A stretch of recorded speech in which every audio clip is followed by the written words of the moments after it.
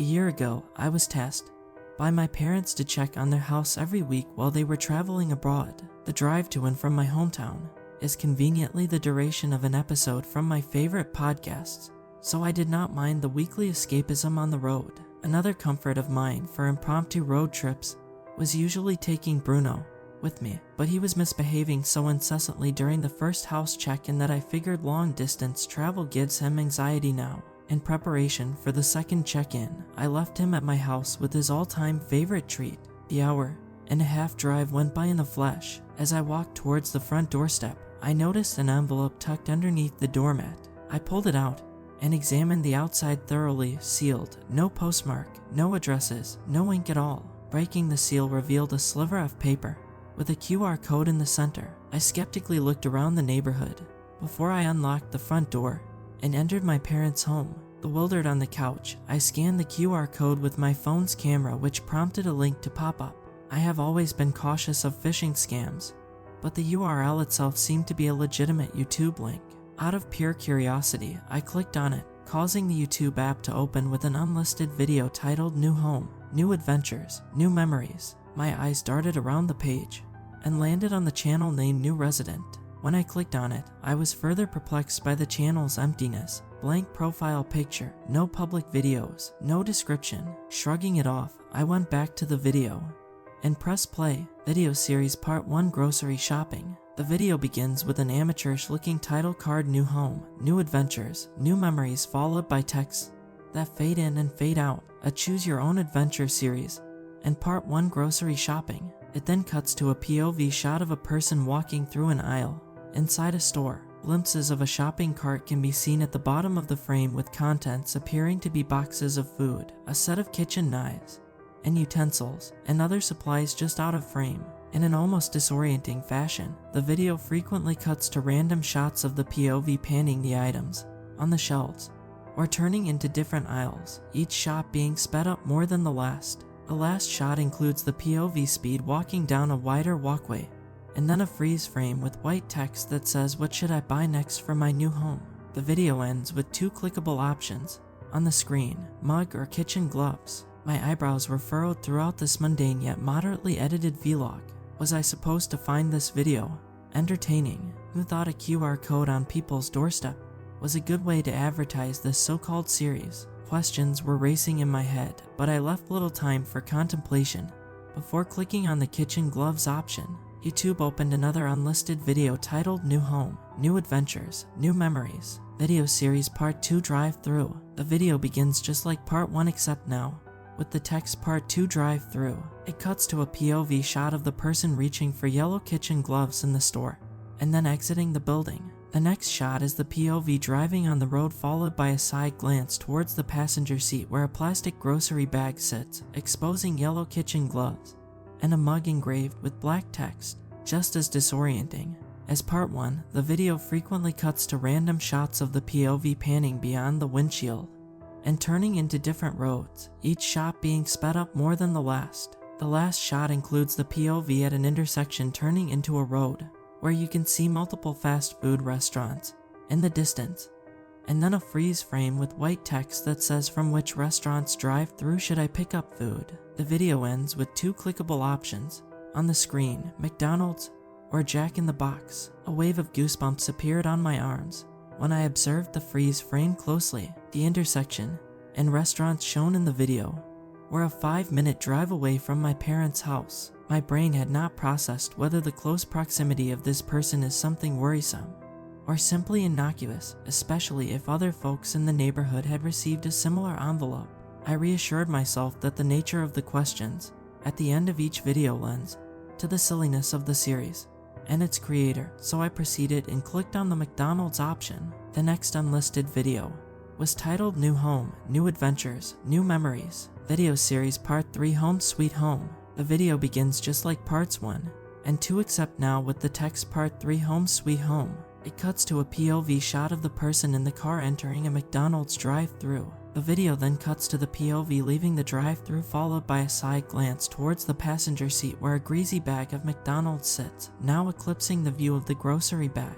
Deviating from the patterns of parts 1 and 2, the video cuts to black for a few seconds and then cuts to the POV parking on a suburban street with the sun glaring over the horizon. The last shot includes the POV approaching the house to the left with an SUV parked on the driveway, and then a freeze frame with white text that says, "How should I enter my new home?" The video ends with 2 clickable options on the screen, front door or bedroom window. My eyes widened, my heart sank to my stomach, and chills ran down my spine upon seeing my parents' SUV and house in the video.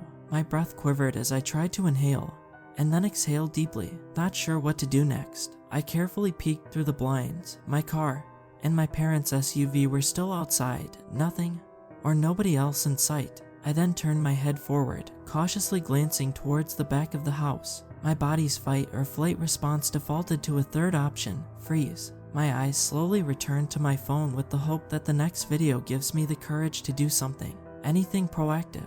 My body buried itself further into the couch as I clicked on the front door option, which led to an unlisted video titled New Home, New Adventures, New Memories, Video Series Part 4 Home Protection. The video begins just like parts 1, 2, and 3 except now with the text Part 4 Home Protection. It cuts to a POV shot of the person's gloved hand frantically trying to open the front door but to no avail.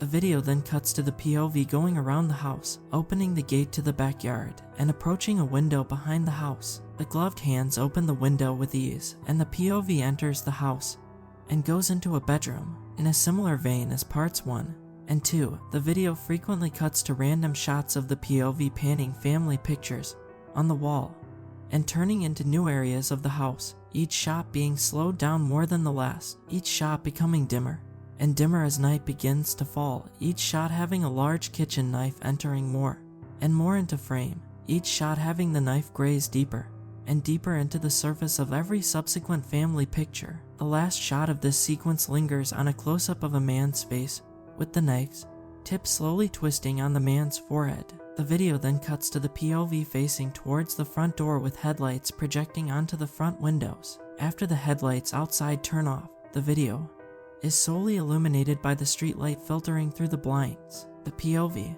and the knife at the corner of the frame leisurely advance towards the door. All of a sudden, a loud barking emanates outside. The POV instantly pivots, runs through the darkness of the house while panting, and closes a bedroom door behind them. The video footage continues to roll, but is now completely black. The unrelenting barking and the voice of a man emerge inside the house and become more and more audible. The sudden light under the bedroom door illuminates the video ever so slightly, and the deafening barks are now on the other side of the door. The video cuts to the bedroom window backlit by the moon, with gloved hands coming into frame and slowly opening the window. It then cuts to a POV shot outside of the house facing towards the other side of the now closed window. The POV crouches and moves towards the gate. The next shot is the POV casually approaching their car. Their non-gloved hand reaches for the handle, only to stop when the house's front door opens. POV turns around, and a medium-sized dog runs into frame, barking at peak volume. The barking continues for several seconds. The POV slowly leans down and extends their hand out, allowing the dog to briefly become silent and smell their hand. After a few seconds of sniffing, the hand slowly moves around the dog's head and begins scratching behind the dog's ears. A man from a distance jogs towards the POV and into frame. "Man, so sorry about that. Bruno has been barking nonstop since I got here. Hope he didn't scare you." POV, "No worries. Dogs will do everything they can to protect their owners. I was just about to be on my way. Are you heading out too?" "Man, yeah. Just wanted to stop by the house and check my parents." POV stands up. Bruno resumes barking. "Man, alright. Calm down, Bruno. It's time to go home. Very sorry again. Hope you have a good rest of your night." POV, "Thanks, you too. See you later." The last shot includes the POV entering their car while tossing a large backpack into the backseat, and then a freeze frame with white text that says "to be continued." A video cuts to black and ends. Hyperventilation, sweats, panic. I remembered approaching this man the week before. He had worn glasses, dark clothes, and a backpack.